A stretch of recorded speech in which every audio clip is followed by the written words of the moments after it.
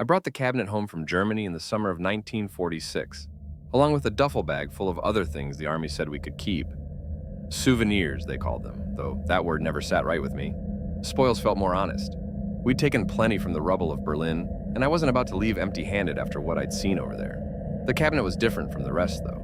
While the other boys grabbed Nazi daggers and helmets, I found myself drawn to this piece tucked away in the basement of a bombed-out mansion in the French countryside. It was beautiful, dark walnut with intricate carvings, untouched by the destruction above. The owner was long dead, the house abandoned. It seemed a shame to leave it to rot. Helen Harrow, my lovely wife, was waiting for me at the train station in Chicago, pretty as a picture in her yellow dress, though I could see the worry lines that hadn't been there when I'd left 3 years ago. She cried when she saw me, and I held her close, breathing in the scent of her hair, trying to forget the smell of cordite and death that still clung to my clothes. We'd been married just 6 months before I shipped out. Barely enough time to know each other as husband and wife. Now we had to learn all over again.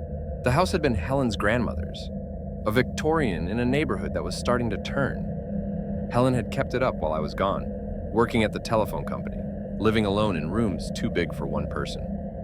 I'd sent most of my pay home, and she'd saved every penny, dreaming of the life we'd built together. She wanted children, a garden, maybe a little business we could run from the front parlor. She'd always been a gifted baker. Her pies were legendary among the church ladies, and the idea of a neighborhood bakery seemed as good as any. I had the cabinet shipped from New York along with my other things. Helen was charmed by it, running her hands along the carved wood, admiring the brass fittings.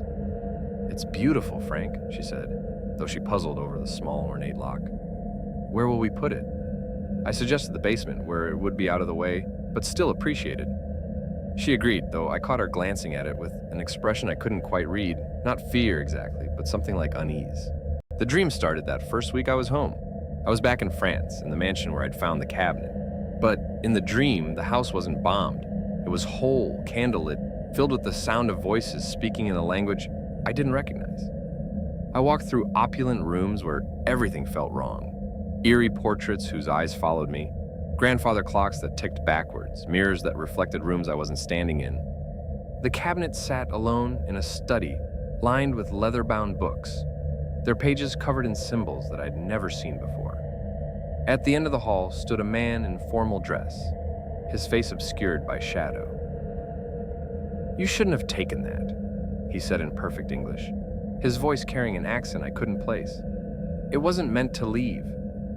I'd wake gasping, drenched in sweat, Helen's worried face hovering over me in the lamplight. She blamed it on the war. Shell shock, she called it, though that term felt inadequate for what I was experiencing. The dreams were too vivid, too consistent, and they were getting worse, spreading beyond sleep into the waking hours. I'd catch glimpses of that shadowy figure in my peripheral vision, always gone when I turned to look. The basement grew cold, even in the summer heat, and sometimes I heard sounds down there, not the settling of old wood, but something more deliberate, like footsteps on the concrete floor. Helen threw herself into preparing for the bakery, a bright distraction from my darkening moods. We had the basement renovated, installing professional ovens and counters, turning the front parlor into a proper shop. She was radiant with purpose, and I tried to match her enthusiasm, but the cabinet seemed to watch from its corner, its presence growing heavier with each passing day. I suggested we move it, maybe sell it to an antique dealer, but Helen was strangely resistant. "It's part of the house now," she said, a dreamy quality in her voice that made my skin crawl.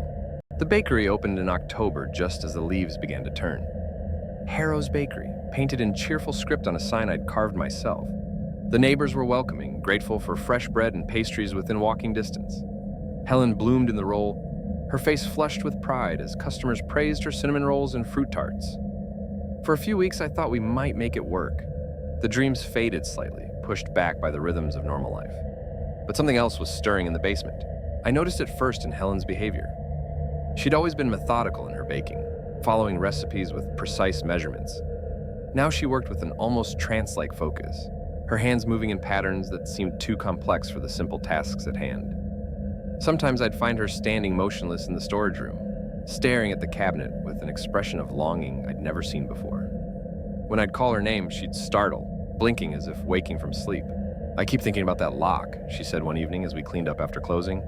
There must be a key somewhere. Don't you want to know what's inside? I didn't.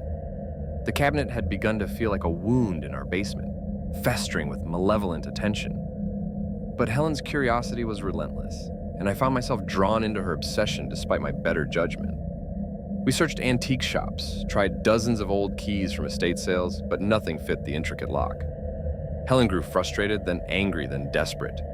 She'd spend hours in the basement running her fingers along the cabinet's carvings, whispering to herself in words I couldn't quite catch. The entity, for I'd come to think of it as that, grew bolder as autumn deepened into winter. The temperature in the basement plummeted, requiring space heaters just to make the work bearable. Ingredients spoiled overnight, and Helen would find them in odd places arranged in strange patterns. She didn't seem bothered by these incidents. If anything, they energized her. She'd study the patterns, sketching them in a notebook she kept hidden from me. The whisper started in December. At first, I thought it was the pipes, or perhaps mice in the walls. But the sounds were too rhythmic, too much like language, though in no tongue I recognized. Helen heard them too. I could tell by the way she'd pause in her work, tilting her head like she was listening to music only she could appreciate. When I asked her about it, she'd smile that dreamy smile and say she didn't know what I meant. I began researching the mansion where I'd found the cabinet, using contacts from my unit to track down records. What I learned chilled me to the bone. The house had belonged to a collector named Auguste Moreau, a man with interests in what the French called sciences occultes. He disappeared in 1944, along with his entire household staff, just days before the bombs dropped. Local farmers spoke of strange lights and sounds coming from the mansion in the months before the disappearance, and several children from nearby villages had gone missing. Armed with this knowledge, I confronted Helen on a bitter January evening. She was in the basement, as she always was now, standing before the cabinet with her notebook clutched to her chest. The carving seemed deeper in the lamplight, twisting into shapes that made my eyes water. "We need to get rid of it," I said, my voice echoing in the cold air. "Whatever's in there, it's not meant for us." She turned to me with eyes that weren't quite her own anymore. Still Helen's face, but with something ancient looking out from behind her gaze. "It wants to come home, Frank," she said, her voice carrying harmonics that raised the hair on my arms. "It's been lost for so long, trapped in the dark. We can help it." Then one night I woke to find Helen gone from our bed, and I knew without looking where she'd be. But as I crept down the basement stairs, I saw something that made my blood freeze. Helen was standing before the cabinet, but she wasn't alone. The shadowy figure from my dreams stood behind her, his hand hovering just above her shoulder, never quite touching. His lips moved in soundless words, and Helen nodded as if in conversation. On the workbench beside her lay the key, ornate brass with intricate swirls, but it wasn't simply sitting there. It was materializing, forming from wisps of shadow and cold air, taking shape under the entity's silent guidance.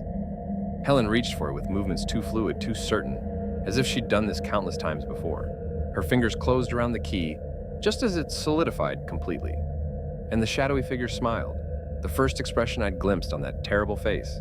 Before I could even blink, she maneuvered the key and threw the lock open, and I saw her kneeling before the open cabinet, her hands wrapped around a carved wooden box that seemed to pulse with its own heartbeat. The key lay on the floor beside her, still faintly warm from its supernatural birth. "Helen, don't!" But it was too late. The box opened with a sound like a sigh, and something flowed out, not visible, but tangible, a presence that filled the basement like dark water. The temperature dropped so suddenly that our breath turned to ice crystals, and the whispers exploded into a chorus of voices speaking in unison. Helen gasped, her back arching as whatever had been trapped in the box poured into her, and I saw her face transform with terrible ecstasy. I don't remember grabbing the crowbar from my toolbox or striking the box with enough force to crack its ancient wood. The entity shrieked, a sound felt more than heard, and Helen collapsed, the foreign intelligence flickering behind her eyes like a candle in wind. For a moment, I thought I'd won, that I had severed whatever connection had been forged. But the box was only damaged, not destroyed. And the entity, once awakened, couldn't be easily contained again. It had tasted freedom, tasted Helen, and it wasn't willing to give up either. The months that followed were a battle of wills fought in whispers and shadows. The entity couldn't fully possess Helen. My intervention had weakened its hold, but it couldn't be banished either. It settled into our house like a parasite, feeding on the life we'd tried to build. Helen aged years in the span of weeks, her hair silvering, her hands developing a tremor she couldn't control. She could still function, still run the bakery, but she was changed. Sometimes I'd catch her staring at nothing, listening to voices only she could hear. I tried everything, priests, doctors, even a man who claimed to be an exorcist. Nothing worked. The entity was too old, too clever, too deeply rooted in the fabric of our home. The realization came to me gradually, like dawn breaking over a battlefield. There was only one way to save Helen, one sacrifice that might weaken the entity enough to free her. I'd brought this curse home from the war, and I was the only one who could end it. On a gray February morning, while Helen slept upstairs, I went down to the basement one last time. The damaged box sat in its cabinet, still radiating malevolence despite its cracked wood. I could feel the entity's attention focus on me, hungry and patient. It knew what I was planning, and it was willing to make a trade. I spoke aloud, my voice steady despite the fear clawing at my chest. Take me instead. Leave her alone, and you can have what you want. The whispers rose to a crescendo, and something cold wrapped around my consciousness like chains. The last thing I remember clearly was the sound of Helen's footsteps on the basement stairs, her voice calling my name in growing panic. Then the darkness took me, and I was no longer Frank Harrow. I was something else, something older, bound to this place by laws I didn't understand. Helen found my body at the bottom of the stairs, apparently the victim of a fall. The doctor said it was an accident, an older man, probably dizzy from the cold basement air, taking a tumble on those steep wooden steps. The entity had kept its bargain, but with the cruel precision of something that had negotiated such deals for centuries. It would never harm Helen directly, never lay a hand on her or drive her to madness, as it had been doing. But the price was her memories of everything that had transpired. The dreams, the whispers, the cabinet's true nature, even the supernatural circumstances of my death. To her, I had simply fallen, a tragic accident that left her widowed and alone. So Helen would see it as just another piece of furniture, inherited with the house, locked because the key had been lost. She might wonder about it occasionally, but the wondering would never become obsession. And I remained, bound to this place by my sacrifice, watching over Helen as she continued her life. She aged naturally now, no longer drained by supernatural influence or running her bakery with the same cheerful efficiency she'd always possessed. I know someone's watching over me, she'd tell customers who asked about her contentment living alone. I can feel it sometimes, like Frank's still here keeping me safe. And I was, locked in a prison of my own making, unable to touch the life I'd died to protect. But the entity's restraint extended only to Helen herself. The bargain was specific. It could not harm Helen, could not influence or possess her, could not use her as a vessel for its return to the world.